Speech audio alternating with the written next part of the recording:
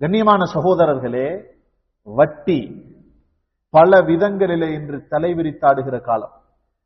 எப்பொழுது ஒரு சமூகத்தில் வட்டி பரவ ஆரம்பிக்குமோ, நபியுல்லாஹி ஸல்லல்லாஹு அலைஹி வஸல்லம் சொன்னார்கள், வஇன் கஸர் தஸீரு இலா குல், நிறைய இருப்பது போல தெரிந்தாலும், அவரை பார்த்தால் நிறைய இருக்கிறவர் மாதிரி விளங்கும், ஆனால் அழிவை நோக்கிய பயணம் என்பதை மறவாதீர்கள் என்றார்கள் ஸல்லல்லாஹு அலைஹி வஸல்லம். அது அழிவை நோக்கித்தான் செல்லும். நிறைய இருக்கும், அவருடையதாக இருக்காது. பார்க்கிறோம், நிறைய இருக்கும், அவருடையதாக இருக்காது. அது யாரோ ஒரு அரசாங்கத்துடைய சொத்தாக இருக்கு. இவரை வைத்து அங்கு ஏமாற்றப்படுகிறது.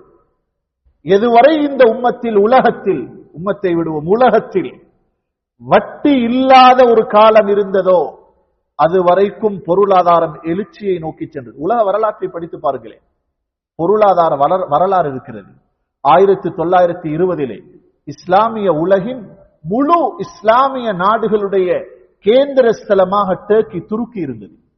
1920களில் அது சூழ்ச்சியின் பிரகாரம் டிவைட் அண்ட் ரூல், பிரித்தாளும் கொள்கையினால் அது துண்டாடப்பட்டது. 52 நாடுகளாக பிரிக்கப்பட்டது.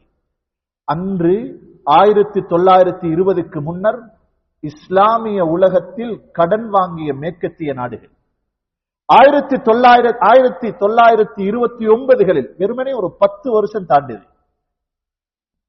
இஸ்லாமிய சாம்ராஜ்யம் வீழ்த்தப்பட்டு 10 வருஷத்துக்குள்ளால் பெரும் ஒரு பொருளாதார சரிவை இந்த உலகம் சந்தித்தது. இதுவெல்லாம் வரலாறு.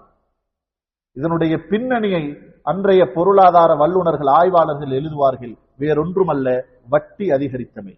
2008 வல்லரசு நாடுகளாக இருந்தவைகளின் சரிவுக்கு காரணம் வட்டி. இவைகளெல்லாம் பெரிய புதினங்கள் அல்ல, வெளிப்படையான உண்மைகள்.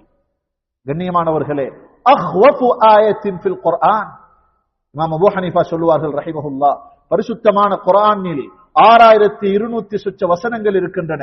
அத்தனையிலும் அல்லாஹ் அடியார்களை பயமுறுத்தி சொல்வதில் மிகவும் பயமுறுத்தி சொல்கிற வசனம் வட்டி குறித்த வசனம்.